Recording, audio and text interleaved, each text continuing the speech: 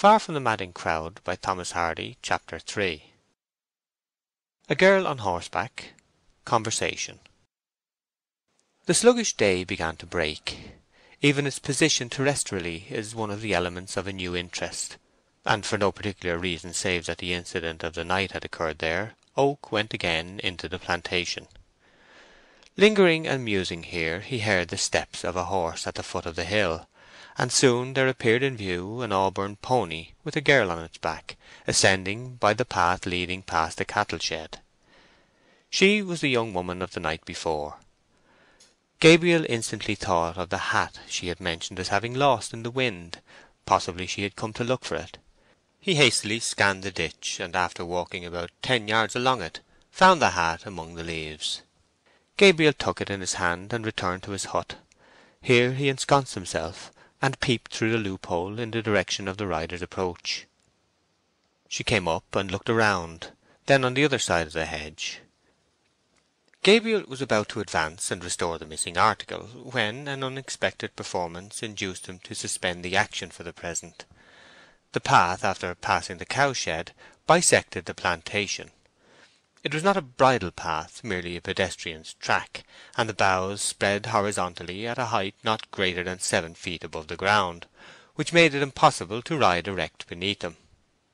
The girl, who wore no riding habit, looked around for a moment, as if to assure herself that all humanity was out of view, then dexterously dropped backwards flat upon the pony's back, her head over its tail, her feet against its shoulders, and her eyes to the sky.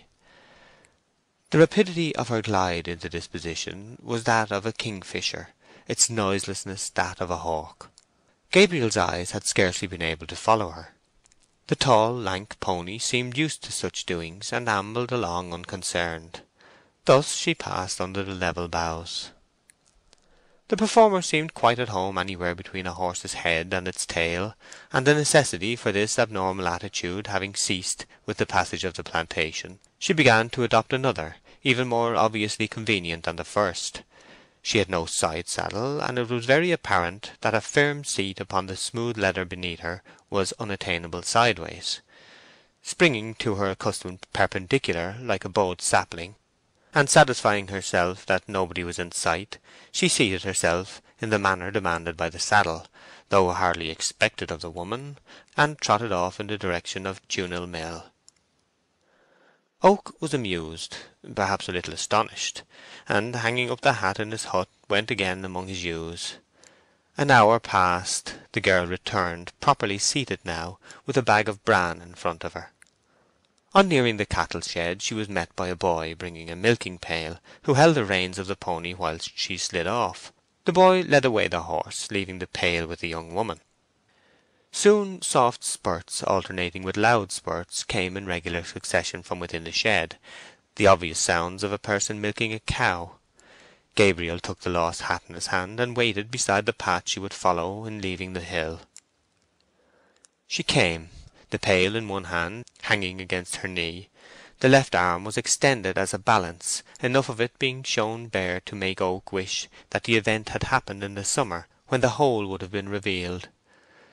There was a bright air and manner about her now, by which she seemed to imply that the desirability of her existence could not be questioned, and this rather saucy assumption failed in being offensive because the beholder felt it to be, upon the whole, true. Like exceptional emphasis in the tone of a genius, that which would have made mediocrity ridiculous was an addition to recognized power. It was with some surprise that she saw Gabriel's face rising like the moon behind the hedge. The adjustment of the farmer's hazy conceptions of her charms to the portrait of herself she now presented him with was less a diminution than a difference. The starting point selected by the judgment was her height. She seemed tall, but the pail was a small one and the hedge diminutive. Hence, making allowance for error by comparison with these, she could have been not above the height to be chosen by women as best. All features of consequence were severe and regular. It may have been observed by persons who go about the shires with eyes for beauty, that in English woman a classically formed face is seldom found to be united with a figure of the same pattern, the highly finished features being generally too large for the remainder of the frame. that a graceful and proportionate figure of 8 heads usually goes off into random facial curves. Without throwing an Emphaean tissue over a milkmaid, let it be said that here criticism checked itself as out of place, and looked at her proportions with a long consciousness of pleasure. From the contours of her figure in its upper part, she must have had a beautiful neck and shoulders, but since her infancy nobody had ever seen them. Had she been put into a low dress she would have run and thrust her head into a bush. Yet she was not a shy girl by any means. It was merely her instinct to draw the line dividing the seen from the unseen higher than they do in towns. That the girl's thoughts hovered about her face and form as soon as she caught Oak's eye conning the same page was natural and almost certain. The self-consciousness shown would have been vanity if a little more pronounced, dignity if a little less. Rays of male vision seem to have a tickling effect upon virgin faces in rural districts. She brushed hers with her hand, as if Gabriel had been irritating its pink surface by actual touch, and the free air of her previous movements was reduced at the same time to a chastened phase of itself. Yet it was the man who blushed, the maid not at all. "I found a hat," said Oak. "It is mine," she said, and from a sense of proportion kept down to a small smile an inclination to laugh distinctly. "It flew away last night." 1 o'clock this morning." "Well, it was." She was surprised. How did you know?" she said. "I was here." "You are Farmer Oak, are you not?" "That or thereabouts. I am lately come to this place." "A large farm?" she inquired, casting her eyes round and swinging back her hair, which was black in the shaded hollows of its mass, but it being now an hour past sunrise, the rays touched its prominent curves with the colour of their own. "No, not large. About 100. In speaking of farms the word acres is omitted by the natives, by analogy to such old expressions as a stag of 10. "I wanted my hat this morning," she went on. "I had to ride to Cornhill Mill." "Yes, you had." "How do you know?" "I saw you." "Where?" she inquired, a misgiving bringing every muscle of her lineaments and frame to a standstill. "Here, going through the plantation and all down the hill," said Farmer Oak, with an aspect excessively knowing with regard to some matter in his mind, as he gazed at a remote point in the direction named, and then turned back to meet his colloquist's eyes. A perception caused him to withdraw his own eyes from hers as suddenly as if he had been caught in a theft. Recollection of the strange antics she had indulged in when passing through the trees was succeeded in the girl by a nettled palpitation, and that by a hot face. It was a time to see a woman redden who was not given to reddening as a rule. Not a point in the milkmaid but was of the deepest rose colour. From the maiden's blush, through all varieties of the province down to it the crimson Tuscany, the countenance of Oak's acquaintance quickly graduated, whereupon he, in considerateness, turned away his head. The sympathetic man still looked the other way, and wondered when she would recover coolness sufficient to justify him in facing her again. He heard what seemed to be the flitting of a dead leaf upon the breeze, and looked. She had gone away. With an air between that of tragedy and comedy, Gabriel returned to his work. 5 mornings and evenings passed. The young woman came regularly to milk the healthy cow or to attend the sick one, but never allowed her vision to stray in the direction of Oak's person. His want of tact had deeply offended her, not by seeing what he could not help, but by letting her know that he had seen it. For, as without law there is no sin, without eyes there is no indecorum, and she appeared to feel that Gabriel's espial had made her an indecorous woman without her own connivance. It was food for great regret with him. It was also a contretemps which touched into life a latent heat he had experienced in that direction. The acquaintanceship might, however, have ended in a slow forgetting but for an incident which occurred at the end of the same week. One afternoon it began to freeze, and the frost increased with evening, which drew on like a stealthy tightening of bonds. It was a time when in cottages the breath of the sleepers freezes to the sheets, when round the drawing-room fire of a thick-walled mansion the sitters' backs are cold, even whilst their faces are all aglow. Many a small bird went to bed supperless that night among the bare boughs. As the milking hour drew near, Oak kept his usual watch upon the cowshed.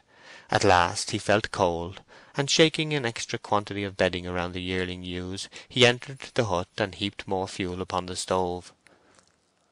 The wind came in at the bottom of the door, and to prevent it Oak laid a sack there and wheeled the cot round a little more to the south. Then the wind spouted in at a ventilating hole, of which there was one at each side of the hut. Gabriel had always known that when the fire was lighted and the door closed, one of these must be kept open, that chosen always being on the side away from the wind. Closing the slide to windward, he turned to open the other. On second thoughts, the farmer considered that he would first sit down, leaving both closed for a minute or two, till the temperature of the hut was a little raised. He sat down. His head began to ache in an unwonted manner, and fancying himself weary by reason of the broken rests of the preceding nights, Oak decided to get up, open the slide, and then allow himself to fall asleep. He fell asleep, however, without having performed the necessary preliminary. How long he remained unconscious Gabriel never knew. During the first stages of his return to perception, peculiar deeds seemed to be in course of enactment. His dog was howling, his head was aching fearfully, somebody was pulling him about, hands were loosening his neckerchief. On opening his eyes he found that evening had sunk to dusk in a strange manner of unexpectedness. The young girl with the remarkably pleasant lips and white teeth was beside him. More than this, astonishingly more, his head was upon her lap, his face and neck were disagreeably wet, and her fingers were unbuttoning his collar. "Whatever is the matter?" said Oak vacantly. She seemed to experience mirth, but of too insignificant a kind to start enjoyment. "Nothing now," she answered, "since you were not dead. It is a wonder you were not suffocated in this hut of yours." "Ah, the hut," murmured Gabriel. "I gave £10 for that hut. But I'll sell it, and sit under thatched hurdles as they did in old times, and curl up to sleep in a lock of straw. It played me nearly the same trick the other day." Gabriel, by way of emphasis, brought down his fist upon the floor. "It was not exactly the fault of the hut," she observed in a tone which showed her to be that novelty among women, one who finished a thought before beginning the sentence which was to convey it. "You should, I think, have considered, and not have been so foolish as to leave the slides closed." "Yes, I suppose I should," said Oak absently. He was endeavouring to catch and appreciate the sensation of being thus with her, his head upon her dress, before the event passed on into the heap of bygone things. He wished she knew his impressions, but he would as soon have thought of carrying an odour in a net as of attempting to convey the intangibilities of his feelings in the coarse meshes of language. So he remained silent. She made him sit up, and then Oak began wiping his face and shaking himself like a Samson. "How can I thank ye?" he said at last, gratefully, some of the natural rusty red having returned to his face. "Oh, never mind that," said the girl, smiling, and allowing her smile to hold good for Gabriel's next remark, whatever that might prove to be. "How did you find me?" "I heard your dog howling and scratching at the door of the hut when I came to the milking. It was so lucky. Daisy's milking is almost over for the season, and I shall not come here after this week or the next. The dog saw me and jumped over to me and laid hold of my skirt. I came across and looked round the hut the very first thing to see if the slides were closed. My uncle has a hut like this one, and I have heard him tell his shepherd not to go to sleep without leaving a slide open. I opened the door, and there you were, like dead. I threw the milk over you, as there was no water, forgetting it was warm and no use." "I wonder if I should have died," said Gabriel in a low voice, which was rather meant to travel back to himself than to her. "Oh, no," the girl replied. She seemed to prefer a less tragic probability. To have saved the man from death involved talk that should harmonize with the dignity of such a deed, and she shunned it. "I believe you saved my life, miss. I don't know your name. I know your aunt's, but not yours." "I would just as soon not tell it. Rather not. There is no reason either why I should, as you probably will never have much to do with me." "Still, I should like to know." "You can inquire at my aunt's. She will tell you." "My name is Gabriel Oak." "And mine isn't. You seem fond of yours in speaking it so decisively, Gabriel Oak." "You see, it is the only one I shall ever have, and I must make the most of it." "I always think mine sounds odd and disagreeable." "I should think you might soon get a new one." "Mercy, how many opinions you keep about you concerning other people, Gabriel Oak." "Well, miss, excuse the words. I thought you would like them. But I can't match you, I know, in mapping out my mind upon my tongue. I never was very clever in me inside. But I thank you. Come, give me your hand." She hesitated, somewhat disconcerted at Oak's old-fashioned earnest conclusion to a dialogue lightly carried on. "Very well," she said, and gave him her hand, compressing her lips to a demure impassivity. He held it but an instant, and in his fear of being too demonstrative, swerved to the opposite extreme, touching her fingers with the lightness of a small-hearted person. "I am sorry," he said the instant after. "What for?" "Letting your hand go so quick." "You may have it again if you like. There it is." She gave him her hand again. Oak held it longer this time, indeed curiously long. "How soft it is, being winter time too, not chapped or rough or anything," he said. "There, that is long enough," she said, though without pulling it away. "But I suppose you were thinking you would like to kiss it. You may if you want to."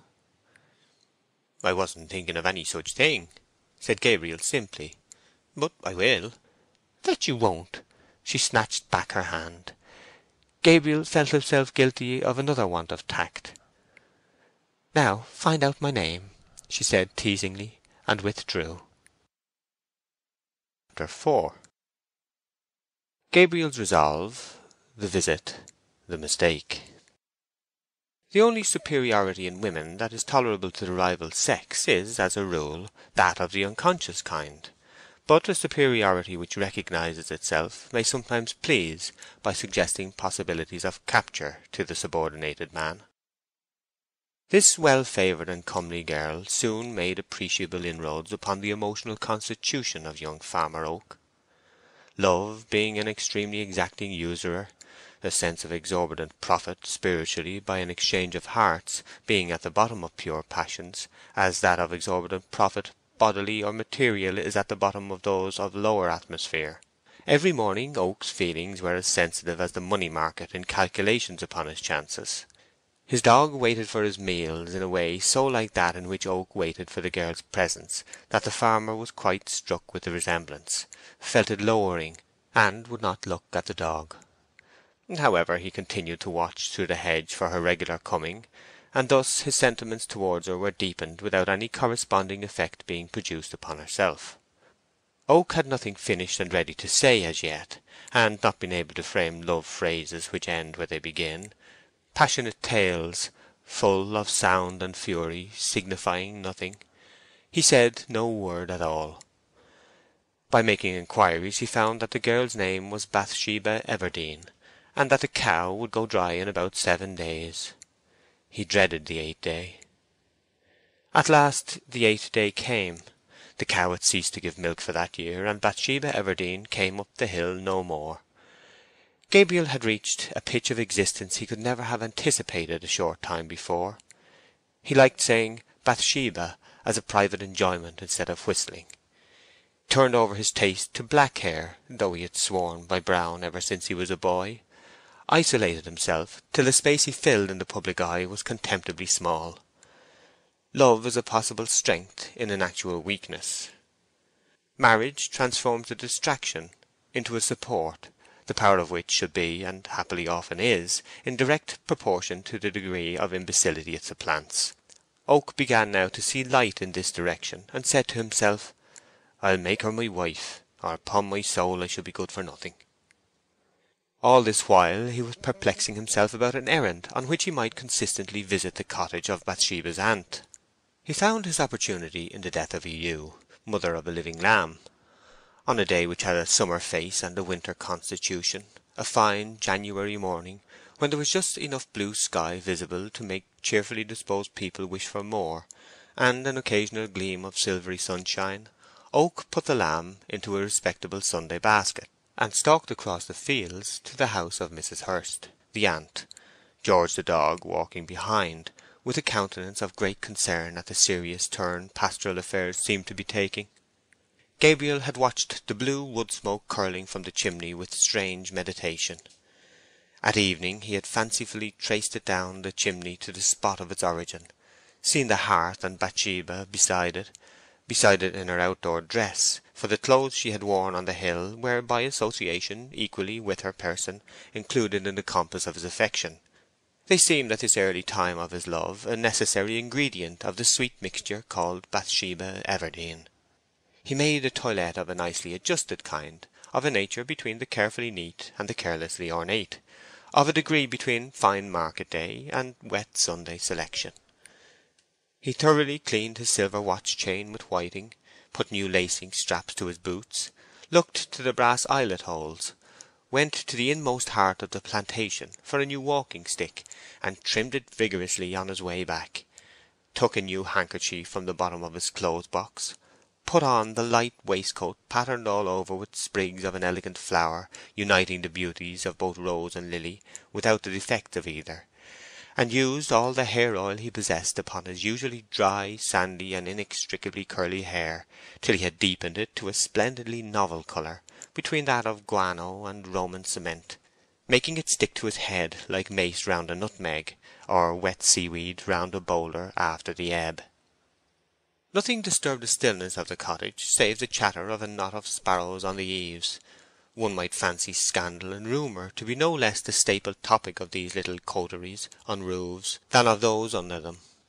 It seemed that the omen was an unpropitious one, for, as the rather untoward commencement of Oak's overtures, just as he arrived by the garden gate, he saw a cat inside, going into various arched shapes and fiendish convulsions at the sight of his dog George. The dog took no notice, for he had arrived at an age at which all superfluous barking was cynically avoided as a waste of breath. In fact, he never barked even at the sheep, except to order, when it was done with an absolutely neutral countenance, as a sort of commination service, which, though offensive, had to be gone through once now and then to frighten the flock for their own good. A voice came from behind some laurel bushes into which the cat had run. "Poor dear! Did a nasty brute of a dog want to kill it? Did he? Poor dear!" "I beg your pardon," said Oak to the voice, "but George was walking on behind me with a temper as mild as milk." Almost before he had ceased speaking, Oak was seized with a misgiving as to whose ear was the recipient of his answer. Nobody appeared, and he heard the person retreat among the bushes.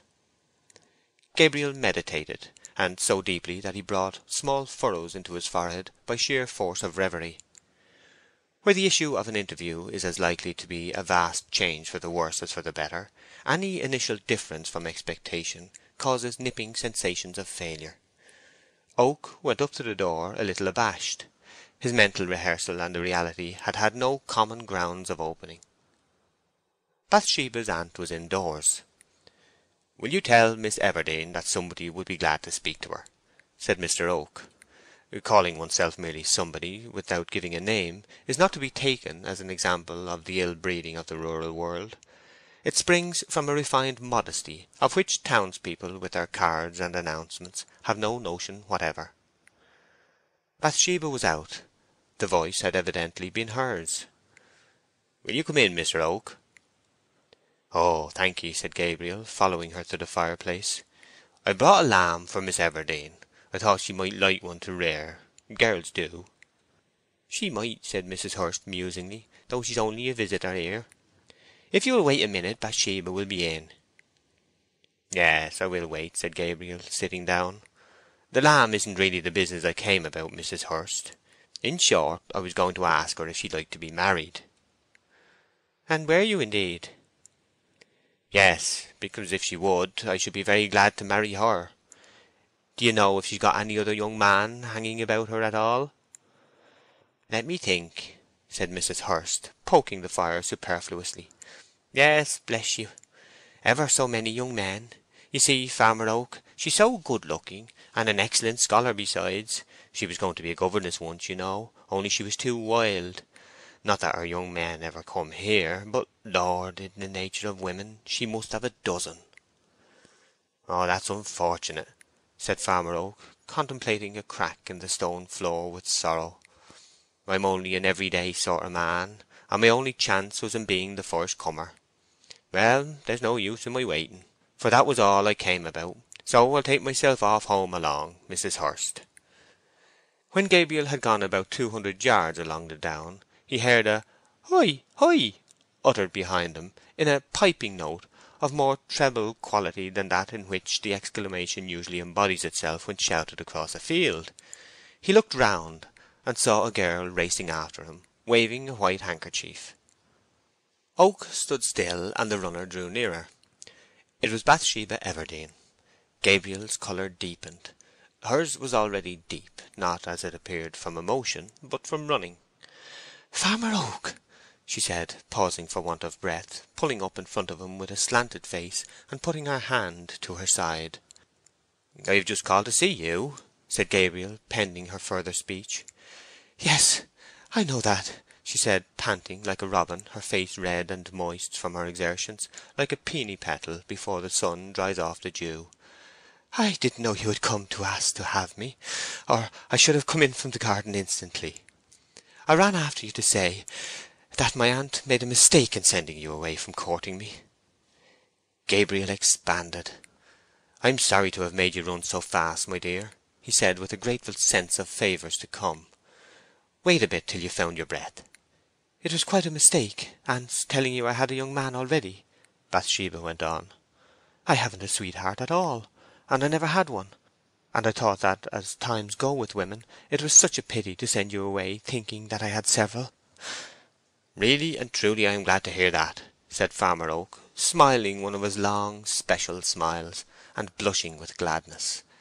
He held out his hand to take hers, which, when she had eased her side by pressing it there, was prettily extended upon her bosom to still her loud beating heart. Directly he seized it, she put it behind her, so that it slipped through his fingers like an eel. "I have a nice snug little farm," said Gabriel, with half a degree less assurance than when he had seized her hand. "Yes, you have." "A man has advanced me money to begin with, but still it will soon be paid off, and though I'm only an everyday sort of man, I have got on a little since I was a boy." Gabriel uttered "a little" in a tone to show her that it was in the complacent form of "a great deal." He continued, "When we be married I am quite sure I can work twice as hard as I do now." He went forward and stretched out his arm again. Bathsheba had overtaken him at a point beside which stood a low stunted holly bush, now laden with red berries. Seeing his advance take the form of an attitude threatening a possible enclosure, if not compression, of her person, she edged off round the bush. "Why, Farmer Oak," she said over the top, looking at him with rounded eyes, "I never said I was going to marry you." "Well, that is a tale," said Oak with dismay. "To run after anybody like this, and then say you don't want him."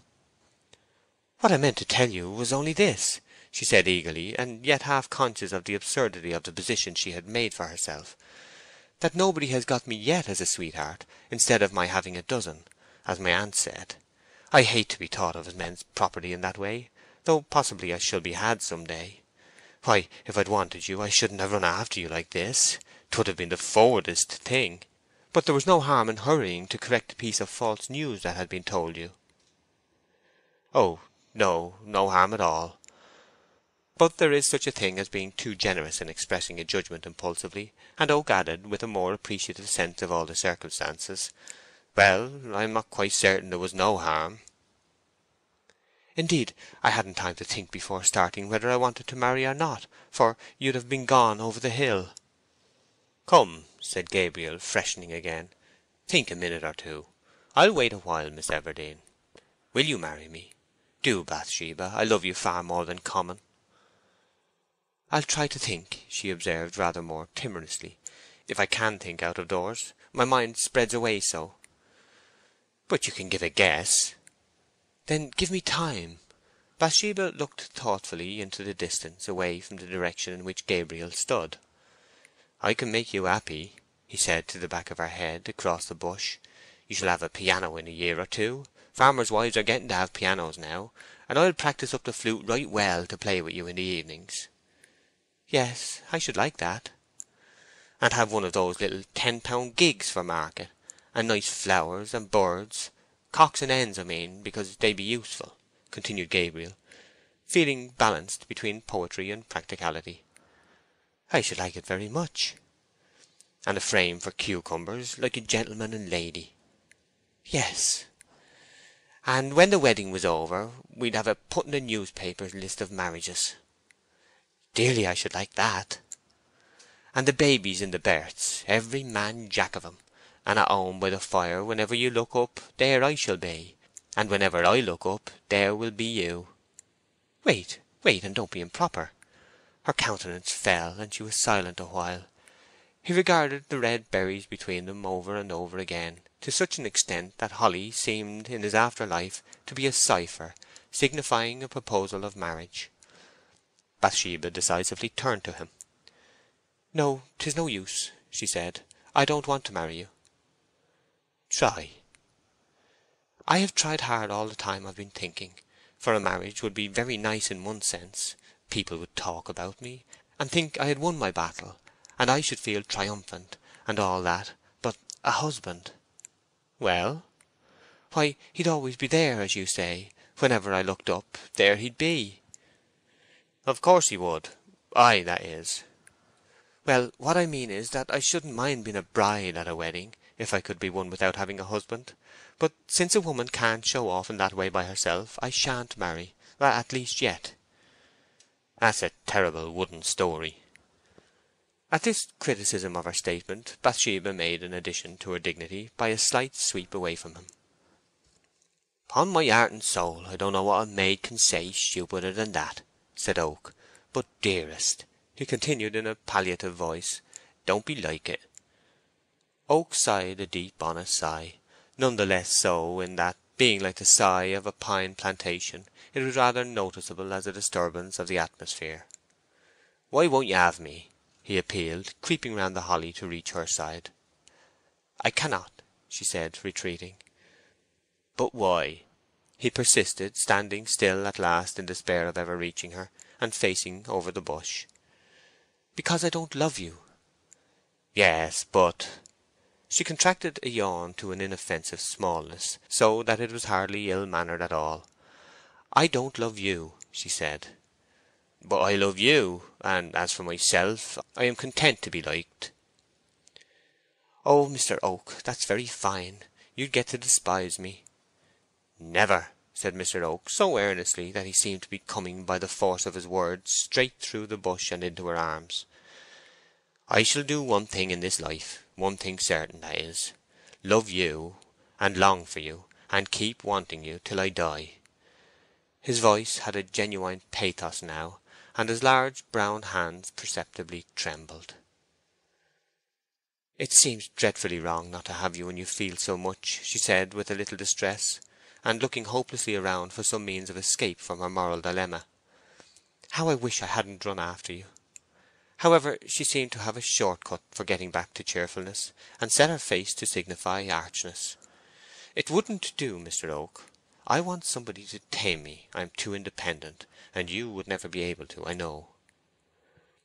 Oak cast his eyes down the field in a way implying that it was useless to attempt argument. "Mr. Oak," she said, with luminous distinctness and common sense, "you are better off than I. I have hardly a penny in the world. I am staying with my aunt for my bare sustenance. I am better educated than you, and I don't love you a bit. That's my side of the case. Now yours. You are a farmer, just beginning, and you ought in common prudence, if you marry at all, which you should certainly not think of doing at present, to marry a woman with money, who would stock a larger farm for you than you have now." Gabriel looked at her with a little surprise and much admiration. "That's the very thing I had been thinking myself," he naively said. Farmer Oak had 1.5 Christian characteristics too many to succeed with Bathsheba: his humility, and the superfluous moiety of honesty.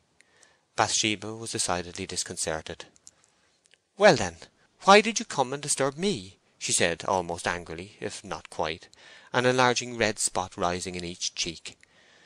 "I can't do what I think would be right? No, wise." "You have made an admission now, Mr. Oak," she exclaimed with even more hauteur, and rocking her head disdainfully.